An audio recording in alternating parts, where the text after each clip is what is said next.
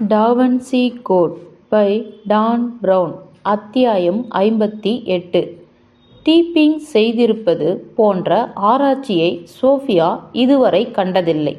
மிகுந்த ஆடம்பரமான அலுவலகங்களை விட 6 அல்லது 7 மடங்கு இருந்த இந்த நைட் வீரரின் கேபினட் டி டிராவல் ஆதாயம் ஏதும் பெறாத உயர் அறிவியல் ஆய்வகம், ஓர் ஆவண காப்பகம் மற்றும் உள்ளரங்கு திறந்தவெளி சந்தை ஆகியவற்றை அவளுக்கு நினைவூர்த்தியது.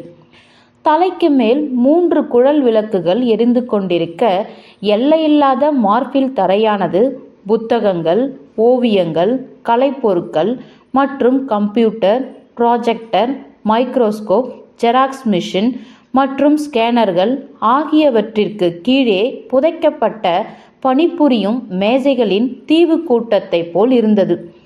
நான் நடன அறையே வேறொன்றாக மாற்றிவிட்டேன் என்றார் டீப்பிங். அதை கலைத்து விட்டதால் அவரை பார்க்க வெட்கப்படுவரை போல் தோன்றியது.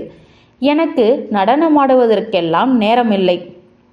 அவள் எதிர்பார்த்தது போல் எதுவுமே இல்லாததால் அந்த முழு இரவுமே ஒரு வகையான அந்தி சாயும் நேரத்தை போல் இருந்தது சோஃபியாவுக்கு. இவை எல்லாமே உங்கள் ஆராய்ச்சிகளுக்குத்தானா? உண்மையை அறிவதுதான் என் வாழ்க்கையின் காதல் என்றார் டீப்பிங். சாங்கிரியல்தான் எனக்கு விருப்பமான மனைவி. புனித கோப்பை என்பது ஒரு பெண் என்று நினைத்து கொண்ட சோஃபியாவின் மனமானது எந்தவிதமான அர்த்தத்தையும் தராத பலதரப்பட்ட கருத்தாக்களின் கலவையாக இருந்தது. நீங்கள் புனித கோப்பை என்று சொல்லும் பெண்ணின் புகைப்படம் உங்களிடம் இருப்பதாக சொன்னீர்களே? ஆமாம், அவள்தான் கோப்பை என்று நான் சொல்லவில்லை. கிறிஸ்துவே அப்படித்தான் சொல்லியிருக்கிறார். அந்த ஓவியம் எது? சுவர்களை ஆராய்ந்தபடியே சோஃபியா கேட்டாள். டீப்பிங் மறந்துவிட்டவரை போல் காட்டிக்கொண்டார். புனித கோப்பை. சாங்கிரியல் சாலிஸ். சற்றென்று நகர்ந்த அவர் தொலைவில் இருந்த சுவரை சுட்டி காட்டினார். அந்த சுவற்றில் கடைசி விருந்து ஓவியம் 8 அடி நீளத்திற்கு அச்சிடப்பட்டு தொங்கிக் கொண்டிருந்தது. சற்று முன் சோஃபியா பார்த்த அதே படம். அவள் அங்கே இருக்கிறாள். சோஃபியாவுக்கு தான் எதையோ தவற விட்டுவிட்டோம் என்று நிச்சயமாக தெரிந்தது. இது நீங்கள் காட்டிய அதே ஓவியத்தின் அச்சு பிரதிதான். அவர் ஒரு கண்ணை மூடிக்கொண்டார். ஆனால் அதை பெரிதுபடுத்தி பார்க்கும்போது மிக மிக பரவசமாக இருக்குதென்று உனக்கு தோன்றவில்லையா? லெங்டனின் உதவிக்காக அவரை நோக்கி சோஃபியா திரும்பினாள். எனக்கு புரியவே இல்லை என்றார் லெங்டன். அது எப்படி என்றால், கடைசி விருந்து ஓவியத்தில் உண்மையிலேயே புனித கோப்பை இருக்கிறது. லியோனார்டோ அதை குறிப்பிடத்தகுந்த முறையில் சேர்த்திருக்கிறார். இருங்கள் என்றாள் சோஃபியா. புனித கோப்பை ஒரு பெண் என்கிறீர்கள். கடைசி விருந்து 13 பேருடைய ஓவியம் என்கிறீர்கள். ஆமாம். டீப்பிங் தன்னுடைய புருவத்தை நெளித்தார். நெருங்கி போய் உற்றுப்பார். நிச்சயின்மையுடன் சோஃபியா அந்த ஓவியத்தை நெருங்கினாள். 13 உருவங்களையும் ஆராய்ந்தாள். இயேசு கிறிஸ்து நடுவில் இருக்கிறார். 6 சீடர்கள் அவருக்கு இடப்புறம் இருக்கிறார்கள். 6 பேர் அவருக்கு வலப்புறம் இருக்கிறார்கள். அவர்கள் எல்லோருமே ஆண்கள்தான் என்று அவள் உறுதிப்படுத்தினாள். அப்படியா என்றார் டீப்பிங். கடவுளின் வலது பக்கம் மரியாதைக்குரிய இடத்தில் அமர்ந்திருப்பது யார்? இயேசுவிற்கு அடுத்தபடியாக அமர்ந்திருப்பவரை ஆராய்ந்த சோஃபியா அதை உற்று நோக்கினாள்.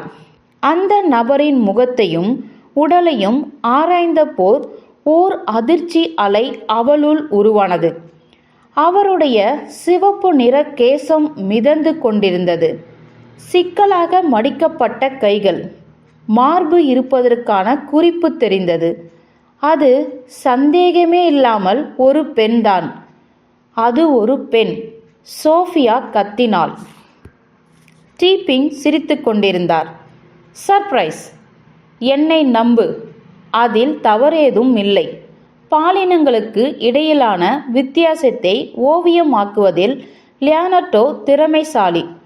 கிறிஸ்துவிற்கு அடுத்தபடியாக இருந்த அந்த பெண்ணிடமிருந்து சோஃபியா தன் பார்வையை நகர்த்தவில்லை. கடைசி விருந்தில் 13 ஆண்கள் இருக்க வேண்டும். யார் இந்த பெண்? சோஃபியா அந்த அமர்த்துவம் வாய்ந்த படத்தை பலமுறை பார்த்திருக்கிறாள். என்றாலும் ஒரு முறை கூட பளிச்சிடும் இந்த வித்தியாசத்தை கவனித்ததில்லை. எல்லோருமே இதை தவற விட்டு விடுகிறார்கள் என்றார் டிப்பிங். இந்த காட்சியை பற்றி நமக்கிருக்கும் முன் தீர்மானமுள்ள கருத்துக்கள் மிகுந்த சக்தி வாய்ந்தவை. அவை இந்த வித்தியாசத்தை நம்முடைய மனம் பார்க்க விடாமல் தடுத்து நம்முடைய கண்களை மறைத்து விடுகிறது. இதை ஸ்கிட்டோமா என்பார்கள் என்றார் லெங்டன். சக்தி வாய்ந்த குறியீடுகளை வைத்து நம்முடைய மனம் சில நேரங்களில் இவ்வாறு செய்துவிடுகிறது. அது ஒரு பெண் என்பதை கவனிக்காமல் விட்டுவிடுவதற்கான மற்றொரு காரணம் என்னவென்றால், இதன் துல்லியமான விவரங்கள் பலவும் பழமையாகி போன அடுக்குகளில் மறைந்திருந்த நிலையில் அந்த ஓவிய புத்தகங்களின் புகைப்படங்கள் பலவும் 1954ஆம் ஆண்டுக்கு முன்னர் எடுக்கப்பட்டவை என்பதும், மறுசீரமைப்பு ஓவியங்கள் பலவும் 18ஆம் நூற்றாண்டில் மிக மோசமான ஓவியர்களால் வரையப்பட்டன என்பதும் தான். இப்பொழுது கடைசியாக இந்த சுவர் ஓவியம்தான் டாவின்சியின் அசலான ஓவியம் என்னும் வகையில் சுத்தம் செய்யப்பட்டிருக்கிறது என்ற டிப்பிங் அந்த புகைப்படத்தை சுட்டி காட்டினார். இதோ பார். சோஃபியா அந்த படத்திற்கு மிக அருகில் சென்றாள். இயேசுவிற்கு வலது பக்கம் அமர்ந்திருந்த அந்த பெண் சாந்தமான முகத்தோடு, அழகான செந்நிற கேசத்தோடு, கைகளை மடித்து வைத்துக்கொண்டு இளமையானவளாகவும் அர்ப்பணிப்பு உள்ளவளாகவும் காணப்பட்டாள். இந்த முகம்தான் தனி ஆளாக தேவாலயத்தை நொறுங்க செய்துவிடுமா? யார் இவள் என்றாள் சோஃபியா. அதுதான் மேரி மேக்தலின். சோஃபியா திரும்பினாள். அந்த தாசி பெண்ணா? டிப்பிங் சற்று மூச்சை உள்ளிழுத்து கொண்டார். அந்த வார்த்தை அவரை தனிப்பட்ட முறையில் புண்படுத்தியிருப்பதைப் போல் இருந்தது. மேக்தலின் அப்படி இல்லை. அந்த துரதிர்ஷ்டவசமான தவறான கருத்து ஆரம்பகால தேவாலயத்தினால் அவதூறு பரப்பும் வகையில் தொடங்கப்பட்ட ஒரு பிரசாரம். மேக்தலின் குறித்த ஆபத்தான இரகசியத்தை, புனித கோப்பை என்ற அவளுடைய பாத்திரத்தை மூடி மறைக்க தேவாலயம் அவள் புகழை மங்கி போக செய்ய வேண்டும் என்று விரும்பியது. அவளுடைய பாத்திரம் என்றால் டிப்பிங் தெளிவுபடுத்தினார். மரணம் எய்தக்கூடிய தீர்க்கதரிசியான இயேசு கிறிஸ்து ஒரு தெய்வீக பிறவி என்று இந்த உலகை நம்ப செய்ய வேண்டும் என ஆரம்ப கால தேவாலயம் விரும்பியது. அதனால்தான் இயேசுவின் வாழ்க்கை குறித்து புவி சார்ந்த அம்சங்களை விவரிக்கும் சுவிசேஷங்கள் பைபிளில் இருந்து நீக்கப்பட்டன.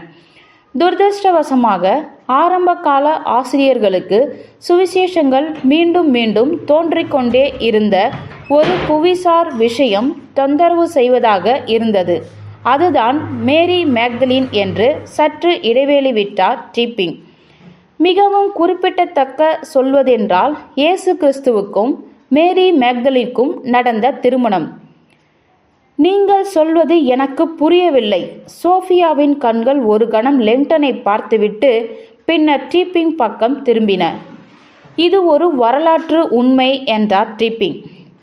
அத்துடன் டாவன்சிக்கும் இந்த உண்மை நிச்சயமாக தெரிந்திருந்தது. இயேசு கிறிஸ்துவுக்கும் மேக்தலினுக்கும் ஒரு ஜோடி என்பதை கடைசி விருந்து ஓவியமே பார்வையாளருக்கு உரத்து சொல்கிறது. சோஃபியா அந்த சுவரோவியத்தை மீண்டும் உற்று பார்த்தாள். இயேசுவும் மேக்தலினும் ஒருவருக்கொருவர் கண்ணாடி பிம்பங்களைப் போல் உடை உடுத்தியிருப்பதை கவனி. சுவரோவியத்தின் நடுவில் அமர்ந்திருந்த அந்த இருவரையும் டிப்பிங் சுட்டி காட்டினார். சோஃபியாவுக்கு கிரகமாக இருந்தது. நிச்சயமாக அதுதான். அவர்களுடைய உடைகள் நேரெதிர் நிறங்களில் இருக்கின்றன. இயேசு சிவப்பு நிற மேலங்கியும் நீல நிற சால்வையும் அணிந்திருக்கிறார். மேரி மேக்தலின் நீல நிற மேலங்கியும் சிவப்பு நிற சால்வையும் அணிந்திருக்கிறார். பின் மற்றும் யாங். டிப்பிங் மேற்கொண்டு கூறினார். இன்னும் விசித்திரமான விஷயத்தை காண வேண்டும் என்றால், இயேசுவும் அவருடைய மணப்பெண்ணின் இடுப்பும் ஒன்றாக இணைந்திருப்பதைப் போல் இருப்பதைப் பார். தங்களுக்கு இடையில் உள்ள எதிர்மறை வெளியை தெளிவாக குறிப்பிடுவதைப் போல் ஒருவரிடமிருந்து மற்றொருவர் விலகியபடி சாய்ந்திருக்கிறார்கள். டா வின்சி கோட்.